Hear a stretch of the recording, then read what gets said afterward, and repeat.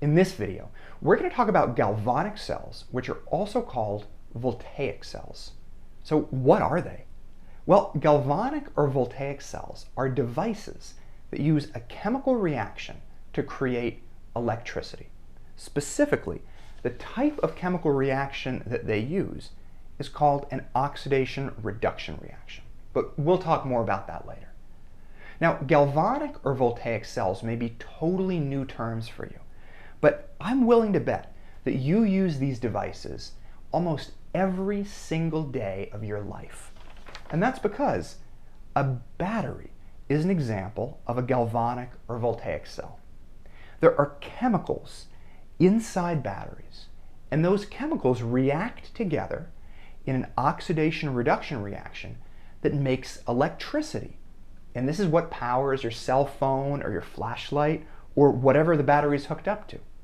So let's learn more about these devices and see how a chemical reaction can create electricity.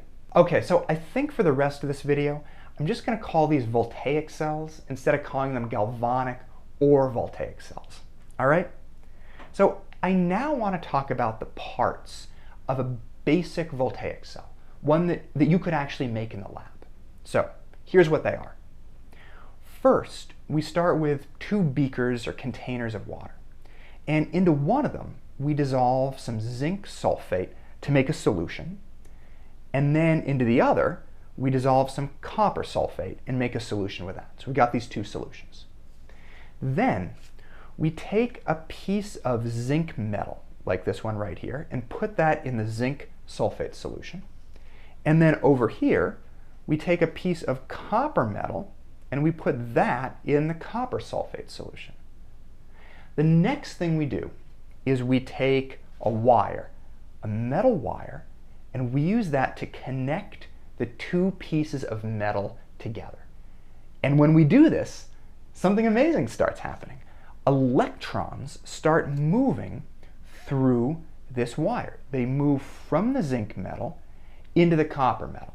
Now, this is a big deal because moving electrons are what make electricity. So when we hook this wire together with the pieces of metal and electrons start moving through it, we have electricity. We have electricity moving through this wire. And what we could actually do is we could take a little light bulb like this and hook it up to this wire, and the light bulb would turn on because there's electricity moving through this wire. Now, to be really specific, there's one more part of the voltaic cell, and that's a little tube called a salt bridge that connects these two solutions. We'll talk more about the salt bridge at the very end of this video, but right now I'm going to leave it out because I want to make sure that we keep things simple. So this is the basic setup of a voltaic cell. Now, I want to zoom in so that we can see the atoms and electrons in the metal and in the solution and understand what's causing electrons to move along this wire and create electricity. Here's our magnification of the different parts of the voltaic cell.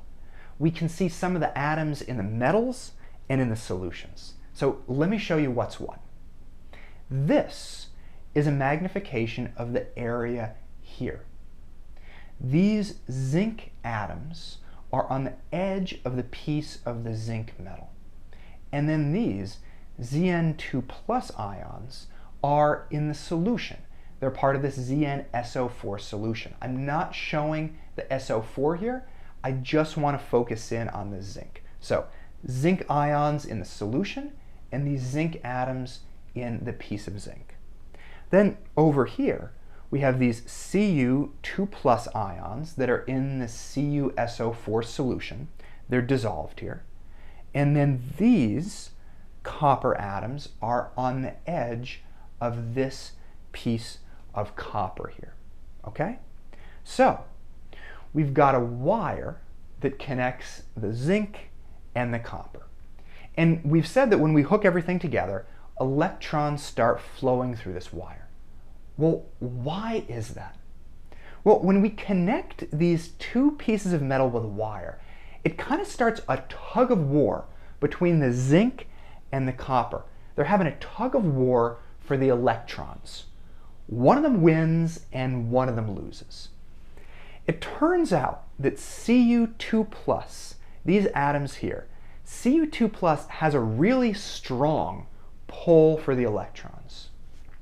But then on the other hand, zinc, these zinc atoms, zinc has a weaker pull for electrons. So in this tug of war, Cu2+ ends up winning. Let me show you how this happens. So Cu2+ really wants electrons. So it's kind of like it calls over here to zinc, which has a weaker pull on the electrons, and says, hey, zinc, give me some of your electrons. And zinc's kind of weak, so it's like, oh, okay.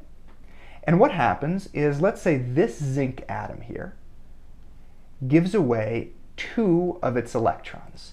And these electrons enter the wire and move towards the copper.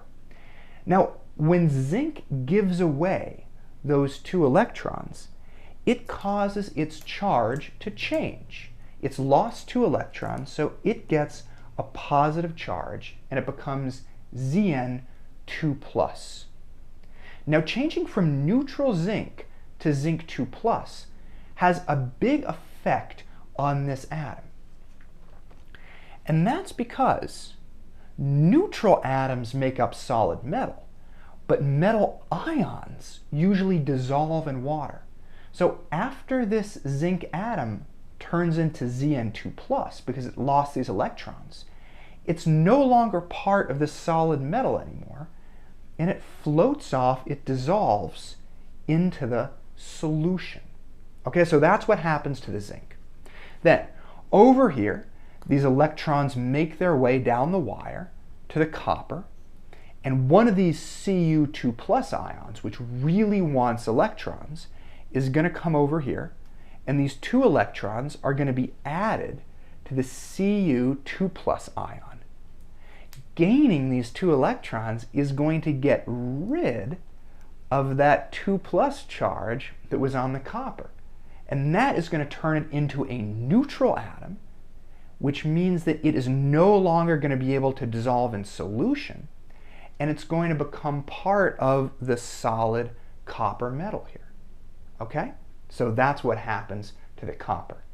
Now notice that for this whole process to happen, electrons have to move through this wire, and that's where the electricity, the electron movement, comes from. Let's see that one more time. So zinc loses 2 of its electrons here. Those move through the wire. Loss of those 2 electrons causes zinc to take on a 2+ charge. It is then going to dissolve in the solution. These 2 electrons are going to move over here to copper, and one of these Cu2+ ions that really wants electrons is going to come, it's going to take them in, and that is going to get rid of the Cu2+. It's going to get rid of the 2+ charge, and this neutral copper atom is now going to become part of this solid piece of copper metal. So that is where this electron movement through the wire is coming from. Zinc loses these 2 electrons. They move through the wire, creating electricity. They come over here and they join up with the Cu2+, turning it into neutral copper. We have these electrons moving through the wire here, creating electricity. So that is how we get electricity, from these electrons moving from the zinc over here into the copper.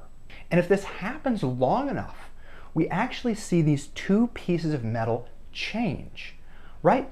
Like these zinc atoms keep coming off of this piece of zinc, so it's essentially dissolving.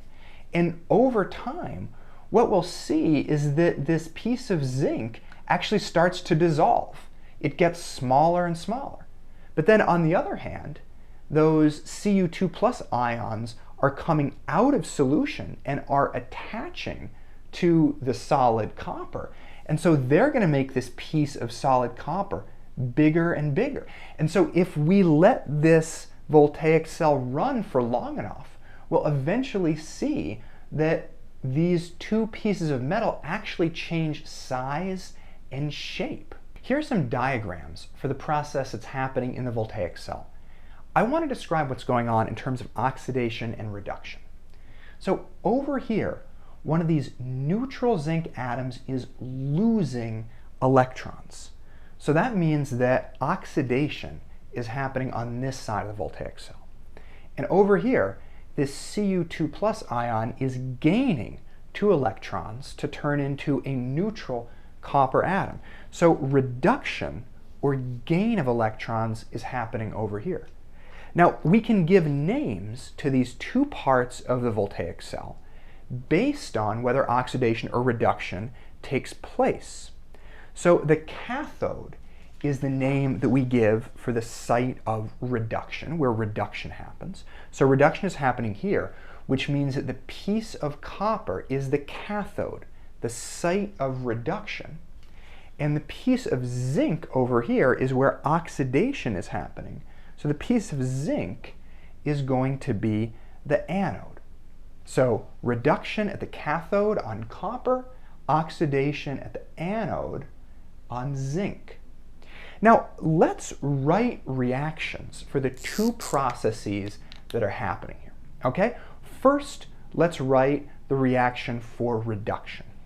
We're starting with Cu2+, and this Cu2+ is dissolved in solution.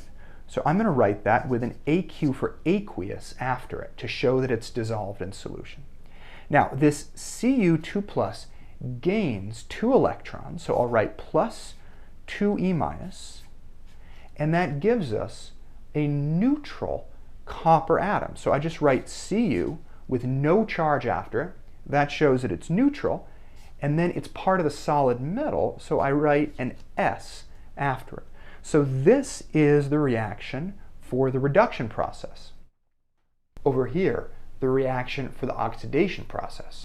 We start out with a neutral zinc atom, and this neutral zinc atom is part of the solid piece of zinc. So I'm going to put this S here for solid. Now it loses 2 electrons. To show that we lose something in a chemical reaction, we put it on the other side of the arrow. Okay? So I'm not going to write anything right here. I'm going to put this arrow. I'll leave the electrons for last. Losing the electrons turns the neutral zinc atom into a Zn2+ ion, Zn2+, that is now dissolved in solution.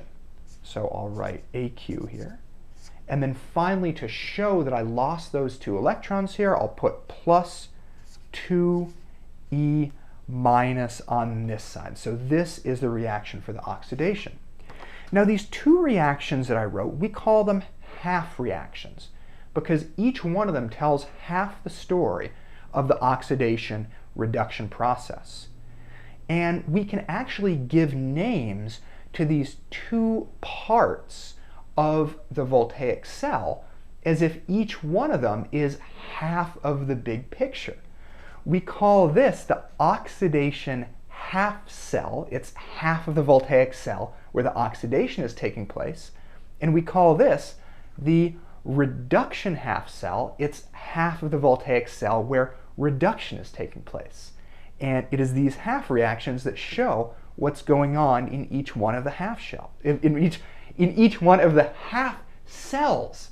I said half shells. It's like Teenage Mutant Ninja Turtles coming back to haunt me from the 80s. Anyway, we have these 2 half reactions, and we can put them together to get a net ionic equation, which shows the overall oxidation and reduction process. We start with solid neutral zinc and Cu2+ ion, and then at the end of the process, we're left with zinc 2+ ion, and then we have solid copper. This is the net ionic equation that we get from adding together these 2 half reactions. Now, when we're talking about voltaic cells, we're often asked to represent them in cell notation, which is a shorthand abbreviation of the chemical reactions in the voltaic cell. It's a way that we can show what's going on without drawing a picture of the whole thing. Okay? Cell notation is sometimes referred to as a cell diagram, just so you know. So here's how we would write what's going on in this voltaic cell using cell notation. We start on the left with the oxidation process. Okay? How does the oxidation process start? Well, I have the half reaction up here. It starts with solid zinc. Okay, so I will write Zn solid right here. That's how the oxidation begins. Then I put this line here, and I show what we end up with in the oxidation process, which is Zn2+. Okay, so Zn2+, and that is dissolved in water. It's part of the solution. It's aqueous. So this shows the oxidation process that happens in the half cell over here. Okay? Then I put two lines like this, and these two lines represent the physical boundary between these two half cells, or you can think of them representing the salt bridge. Okay, now on the right, I put information about the reduction process. So the reduction process begins with Cu2+ aqueous, Cu2+ aqueous, and then I will put another one of these lines, and the reduction process ends with Cu solid. So there, Cu solid. So this is how we can sum up what's going on in this voltaic cell using cell notation. We have the oxidation process, and then two lines showing the boundary, and then we have the reduction process. So finally, we've talked a little bit about the salt bridge. I said we discuss it at the very end. So let me take a minute or two and explain what the salt bridge is, what it does, and why it's important in a voltaic cell. The salt bridge helps to balance out charge in the voltaic cell. Here's what I mean. The two solutions are made up of both positive ions and negative ions. I didn't show the negative ions before. Those are these yellow things. I just showed the zinc and the copper. But along with these metal ions are these polyatomic ions, sulfate, SO4 2-. It's a sulfur with 4 oxygens, and the whole thing has a 2- charge. I didn't want to have to keep using this thing, so I've just abbreviated these as SO4 2-.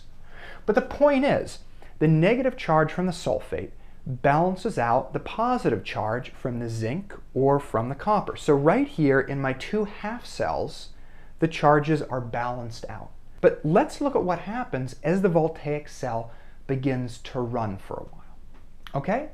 Over here, these zinc atoms are going to give electrons to copper, so they are going to end up with a charge. I'm not showing the electrons here, but electrons are getting sent up here as these turn into Zn2+ ions and as they enter the solution.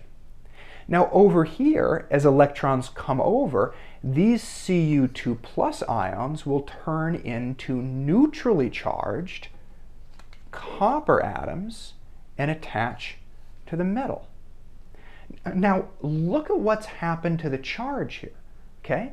Now we have all of these Zn2+, but we have only a few of the SO4 2-. So after just a little while, positive charge really begins to build up in this half cell. And then over here, as the positively charged ions like this lose their charge by gaining electrons and turn into neutrally charged copper, now there are a whole lot more SO4 2- than there are Cu2+. So a negative charge begins to build up on this side. And if this positive and negative charge build up too much, the cell can't run anymore. It can't continue to make electricity. So that is where the salt bridge comes in. Let me get rid of this wire and show you what the salt bridge looks like. Here is the salt bridge. It is a tube shaped like an upside down U that in our case is filled with sodium chloride. And you can see the Na+ and the Cl- ions. Now at the ends of the salt bridge there are cotton plugs, a little bit of cotton there. and the cotton prevents the solution from just pouring out into the half cells. But these ions are able to slowly pass through the cotton plugs, and here's what happens. We said that negative charge is going to start building up in the half cell over here. And so the positively charged Na plus, is going to begin moving over into this half cell to help balance out the charge. So the Na plus ions are going to begin moving in this direction to balance out the negative charge. And over here we said that positive charge begins to build up. The Cl minus ions are going to begin moving through the salt bridge to come out through the cotton and help to balance out the positive charge that builds up on this side of the voltaic cell. So over time, what we're going to see is we're going to see that the Cl minuses move in this direction to balance out the positive charge that builds up here. And then we'll see that the Na pluses begin to move to this side to balance out the negative charge that builds up here.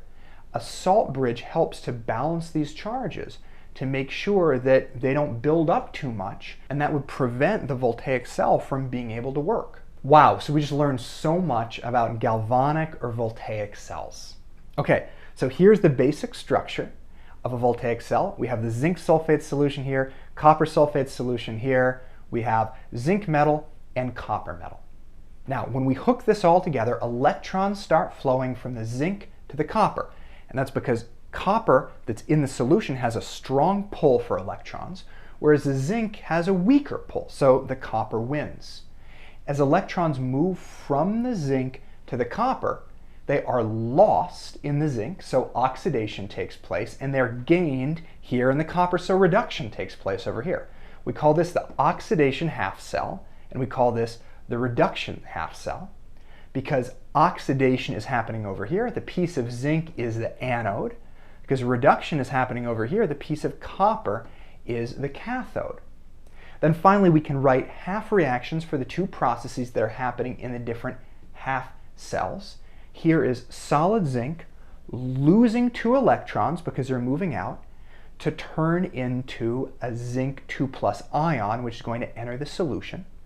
And then over here, Cu2+ ion that's in the solution gains 2 electrons and turns into solid copper.